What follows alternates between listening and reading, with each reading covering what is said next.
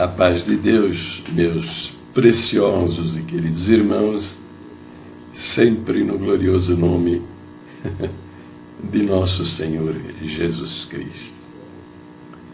Então, novo dia, né? Sol brilhando, um pouquinho de calor, mas o coração feliz, cheio de graça e do amor do meu Deus. Importante, né? Ontem à noite eu tomei meu Gardenal. É um Gardenal maravilhoso, sabe?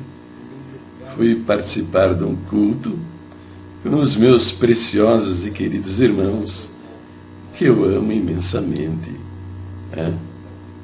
Porque são homens revestidos, cheios do Espírito Santo. E eles têm uma máxima: a observação do amor de Deus. Há duas direções: para cima, ao Criador, né? Para um lado, né? Aquele que está perto de você. Tá bom? E diferente, né, da comunidade que eu frequentei, né? Que quando chega alguém diferente, desconhecido, né, é totalmente ignorado, né? Não, lá eles têm um carinho tão grande com as pessoas que chegam. Eles vão cumprimentá-la com o melhor dos sorrisos, né? Dão-lhe um abraço até. E deixa o convite, volte sempre. É lindo isso, tá? É lindo. Esse é um amor que atrai as pessoas. Então eu tomei ontem meu Gardenal. Voltei feliz da vida, né? E muitos viram a minha fúria assassina no dia de ontem, né? Fúria assassina, né? Não, fazer o quê, né? Eu também sou carne, eu tenho sangue aqui nas minhas veias. E às vezes, quando você se envolve numa questão, às vezes você fica um pouco agitado. Mas é totalmente compreensível, né? O Senhor Jesus, né? O Senhor Jesus mesmo, lá no livro no Novo Testamento, você lê lá que ele meteu o chicote na turma, né? Virou as mesas, expulsou os cambistas, né? Ele não era um homem dado à violência, né? E fez isso. Ficou brabinho, né? E também, veja, o capítulo 23 do livro de Mateus, você vê, né? Dizendo coisas terríveis a respeito dos sacerdotes fariseus, os religiosos da sua época. Veja o que ele diz, ó. Ai de vós, escribas e fariseus hipócritas. Essa frase, escribas e fariseus hipócritas, no capítulo 23 ele usa por diversas vezes, né?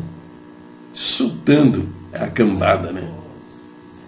Diz lá o verso 13, diz: ai de vós, escribas e fariseus hipócritas, pois que fechais aos homens o reino dos céus, e nem vós entrais, nem deixais entrar aos que estão entrando. Aqui, ó, esse versículo é aplicável também, às igrejas, muitas igrejas dos nossos dias, né?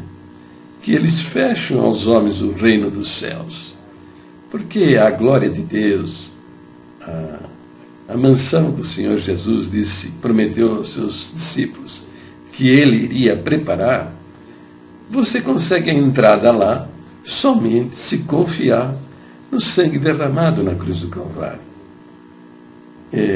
O Evangelho, essencialmente, é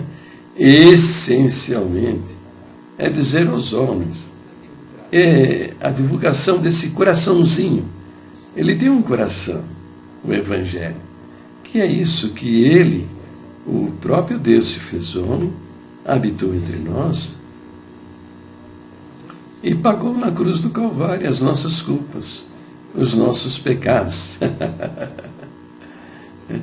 A congregação cristã diz que reconhece, né, que ele é o juiz, pelo menos está lá no tópico de ensinamento de 2016, que o Senhor Jesus foi constituído juiz dos vivos e dos mortos. Então, se o próprio juiz, né, diz que pagou na cruz as nossas culpas, os nossos pecados, ele mesmo diz que quem crê nisso tem a vida eterna, como poderia ser diferente? De modo algum, né? Mas a congregação cristã, as testemunhas de Jeová, os mórmons e um monte de seitas que estão por aí, eles fecham o reino de Deus aos homens porque não pregam o evangelho. Pregam o evangelho maldito. Por que chama, Paulo fala em Gálatas, capítulo 1, verso 8, evangelho maldito? Qual a razão de ele falar em Gálatas, capítulo 1, evangelho maldito? Ele diz lá, mas ainda que nós mesmos, né, ou um anjo do céu, aqui eu vou substituir aqui por um conselho de anciãos, vos anuncie outro evangelho, além do que já vos tenho anunciado, seja anátema. Por que ele fala em anátema, uma palavra que significa maldito? Exatamente porque anula o valor, o mérito, a suficiência do sangue derramado para a nossa salvação. Né? Ele fala mais, né? Ai de vós, condutores cegos, insensatos e cegos. Novamente, insensatos e cegos. Ai de vós, escribas e fariseus hipócritas. Aqui ele fala, porque dizimais a hortelã, o endro e o cominho, e desprezais o mais importante da lei, o que é o juízo, a misericórdia e a fé. Isso aqui também é aplicável à congregação cristã no Brasil. Eles desprezam o mais importante, que é o sangue derramado na cruz do Calvário, e exaltam usos e costumes, né? Não usar barbicha, não usar costeleta, né? Não pode usar uma camiseta regata, não pode usar uma bermuda, a mulher não pode usar uma calça feminina, não pode usar aquele bigodão. Colocam doutrinas humanas baseadas em usos e costumes no lugar do que é essencial, né? Aí o Senhor Jesus diz assim, porém fazei estas coisas sem omitir aquelas. Tá bom, se você quiser ensinar o povo a guardar usos e costumes, que não vale nada para a salvação, porque o evangelho é para ser pregado até para índios que estão com a bunda de fora, né? Mas se você quer, né, ensinar o povo a observar corte de cabelo, camiseta, coisa toda, tudo bem, pode fazer, né? Mas não omita o evangelho, o verdadeiro evangelho. Não omita, nem faça uma inversão de valores. Ao invés de ensinar que para se salvar você precisa crer no sacrifício que justifica você diante de Deus, ensinar que estas coisas podem fazer alguma coisa para a salvação do crente. E aí no 24 ele diz, condutores cegos, que coais mosquitos e engolis um camelo. É o caso da congregação e das seitas, né? Com o mosquito, né? Com a doutrina dos usos e costumes, engolem camelos. Ai de vós, escribas e fariseus hipócritas, pois que limpais o exterior do prato e do copo, mas o interior está cheio de rapina e de intemperança. É isso aí. preocupado com a aparência. A aparência é que importa, né? Mas nem para mostrar que eles são crentes em Jesus Cristo, levando a Bíblia na mão, para que todos saibam que você tem o livro, a Escritura Sagrada na mão. Não, eles escondem até dentro de uma pastinha. Bem escondidinha, né?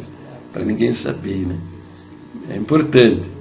O corte do cabelo, tal, mas o coração cheio de hipocrisia, né? Cheio de hipocrisia. E aqui, veja o 27. Ai de vós, escribas e fariseus hipócritas, pois que sois semelhantes aos sepulcros caiados, que por fora realmente parecem formosos, mas interiormente são cheios de ossos de mortos e de toda a imundície. Retrato literário cruel do ministério da Congregação Cristã no Brasil, né? Sapatinho lustroso, né? Terninho, gravata. O terno e a gravata é o testemunho da vida cristã destes homens, né? E as mulheres, né? Aqueles vestidos, né? Com saião até o joelho, né? Com manga comprida, né? É o retrato, né? Você olha e fala, puxa, né? Mas o coração velhaco, né?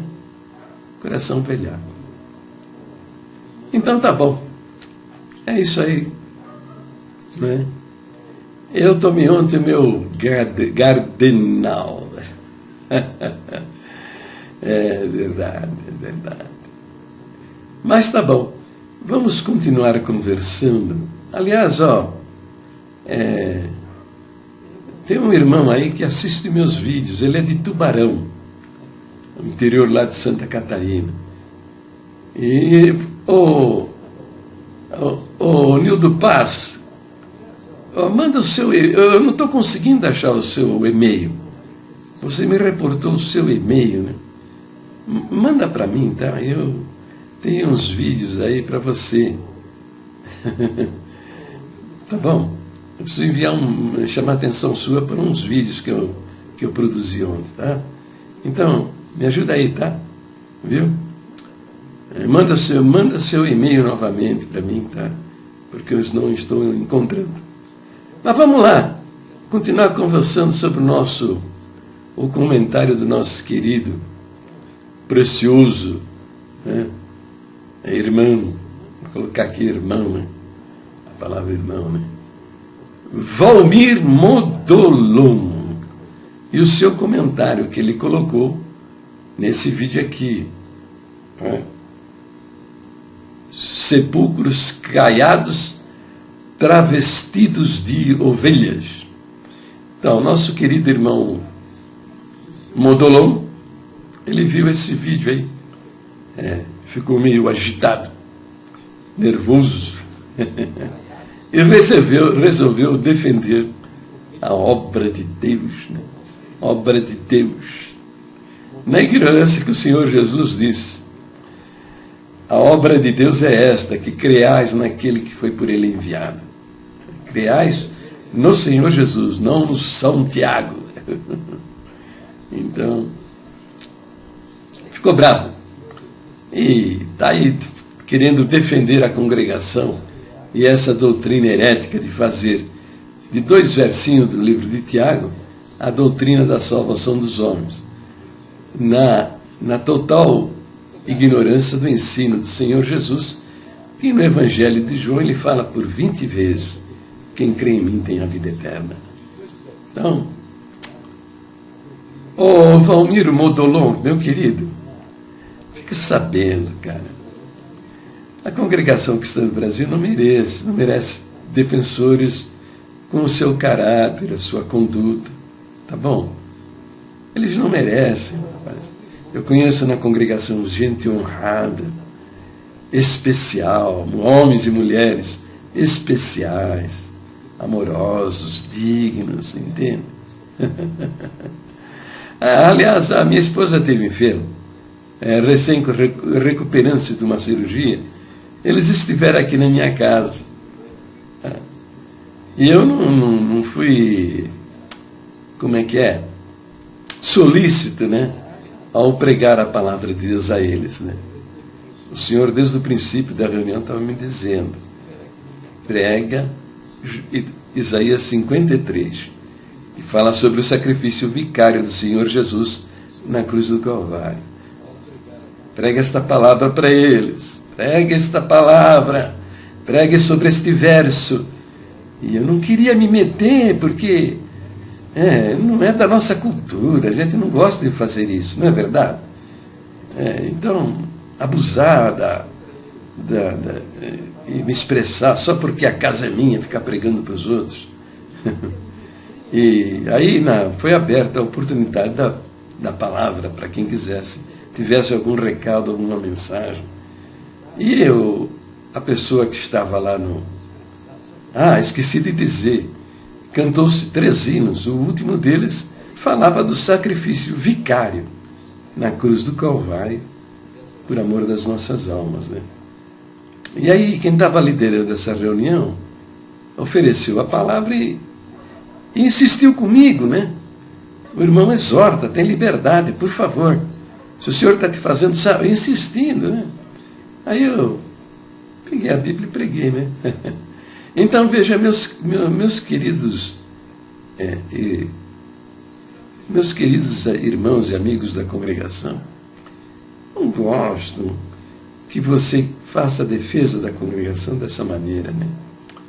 Tenha um pouco de respeito com essa denominação que deixou de ser cristã, infelizmente, né? Hoje está longe do cristianismo. Tá? Tenha um pouco mais de respeito com ela, tá? É o que eu lhe peço encarecidamente, porque você está me exibindo um triste quadro, né? Da congregação que eu não gostaria de ver. Bom, mas vamos lá aos comentários, né? No vídeo anterior, eu tratei de que ele diz que o apóstolo Tiago discursa na Assembleia de Jerusalém, querendo provar que pelo fato dele tomar a palavra e pregar nessa primeira Assembleia em Jerusalém, descrita em Atos 15, é uma prova de que Tiago fosse apóstolo, né?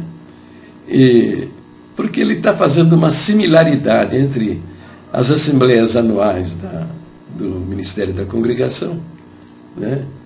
Que é exclusiva para os anciãos. Inclusive, eles têm um cartão, né? Eles têm um cartão com um chip, né? Que passa ali na catraca. Aí a carta já é liberado para eles, né? Eletronicamente, né?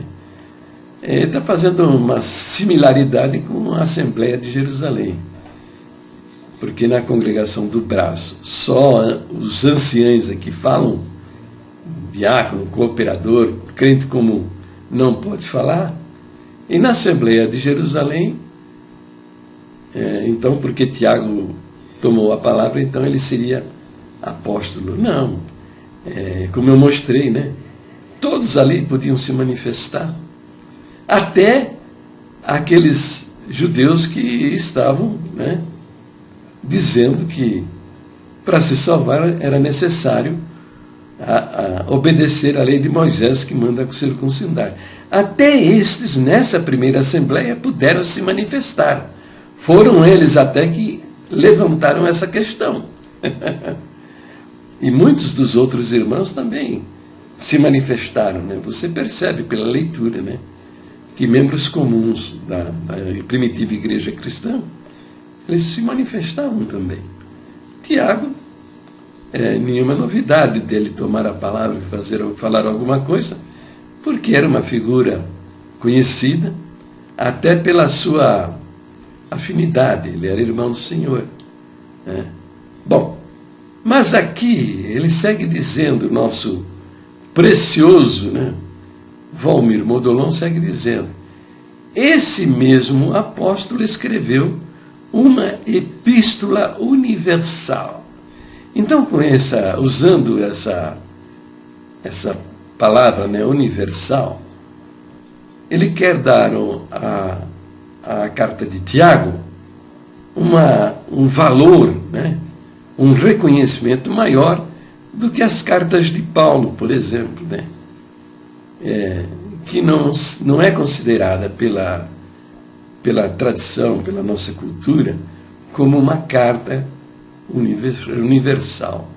Então, por que a carta de Tiago é reconhecida e a carta de Paulo, por exemplo, né, não é reconhecida? É somente por isso. Veja as cartas de Paulo. Ó. Ele começa dizendo Paulo, não é? Apóstolo de Jesus Cristo, pela vontade de Deus, a Timóteo. Está vendo? Em Colossenses 1. Está vendo aqui? Ó. Ela é dirigida a quem? A Timóteo. Ó. Veja Romanos. Está escrito, ó, Romanos 1:1. Está escrito, ó, Paulo, servo de Jesus Cristo, chamado para apóstolo, separado para o Evangelho de Deus, aos crentes que se encontram em Roma. Era uma carta dirigida aos romanos. Aqui ele fala Paulo, chamado apóstolo de Jesus Cristo, e o irmão Sóstenes, a igreja que se reúne em Corinto. Então, aqui, ó, aos Efésios, né? Todas as cartas dele têm endereço próprio. Mas a carta de Tiago, vamos olhar lá a carta de Tiago. Né? Então, veja, está escrito aqui, ó, Tiago, servo de Deus e do Senhor Jesus Cristo, às 12 tribos que andam dispersas, saúde. Não é dirigida a uma comunidade em particular. Ela é dirigida às 12 tribos que andam dispersas. Né? À nação de Israel, notoriamente, né? Aos judeus convertidos ao cristianismo. Então, por isso, a tradição trata a carta de Tiago como uma carta universal. Nada tem, não quer dizer que seja uma carta com maior autoridade sobre as demais. Não, em absoluto. Nada disso. É porque ela é dirigida a todos. Né? Não tem um endereço certo. Tá bom. Então, mas veja, o problema com a carta de Tiago, os meus opositores, para desqualificar as minhas manifestações e os textos que eu escrevo a respeito, dizem que eu desqualifico a carta de Tiago, que eu não creio na Bíblia, que um monte de coisa. Na realidade, o que eu condeno é o meu mau uso da carta de Tiago. Por quê? Até a congregação, né? Até a congregação acredita, né? E tem a Bíblia como a nossa única e perfeita guia de fé e conduta. Até a congregação tem a Bíblia como a nossa única e perfeita guia de fé e conduta. E a nossa doutrina diz também que Jesus Cristo é verdadeiro Deus, verdadeiro homem, e que nele há duas naturezas, a divina e a humana. Então, como usar a palavra de um homem para contradizer o ensino do Senhor Jesus? Pensa, reflita. Como usar a palavra de Paulo, a palavra de Paulo, para contradizer o ensino do Senhor Jesus? Como usar a palavra de Pedro, de João, para contradizer o que disse o Senhor Jesus? Paulo mesmo declara, lá em 1 Coríntios 3, que ele, como sábio arquiteto, colocou o fundamento. O fundamento do quê? Das suas pregações, daquilo que ele estava ensinando. E diz, qual fundamento é esse? O fundamento é o Senhor Jesus, é o Jesus Cristo. Está aí o verso para vocês verem. O que ele está querendo dizer com isso? Que todas as suas pregações, todos os seus ensinamentos, tudo aquilo que ele deixou registrado, está fundamentada na palavra de Jesus. Ele está dizendo que nada do que ele escreveu, ou do que ele pregou, estava contrário ao que Jesus Cristo falou. Agora, como é que você pode usar a palavra de um homem que nem apóstolo foi, para contradizer a doutrina da salvação das nossas almas, que o Senhor Jesus expõe no Evangelho de João, falando por 20 vezes, quem crê em mim tem a vida eterna. Isso aí é perversão, é apostasia. Isso daí, fazer isso, é idolatria, usar a palavra de homens para contradizer a palavra do próprio Deus. Simples assim. E essa turma toda vai parar no fundo do poço do inferno. Por quê? Porque estão pervertendo o ensino do próprio Deus, que veio ao mundo, se fez homem, veio ao mundo e é o Salvador das nossas almas. Para o vídeo por aqui, porque está cumprido demais. Deus abençoe a todos, fiquem todos na paz gloriosa do nosso Deus, sempre no precioso nome do Senhor Jesus.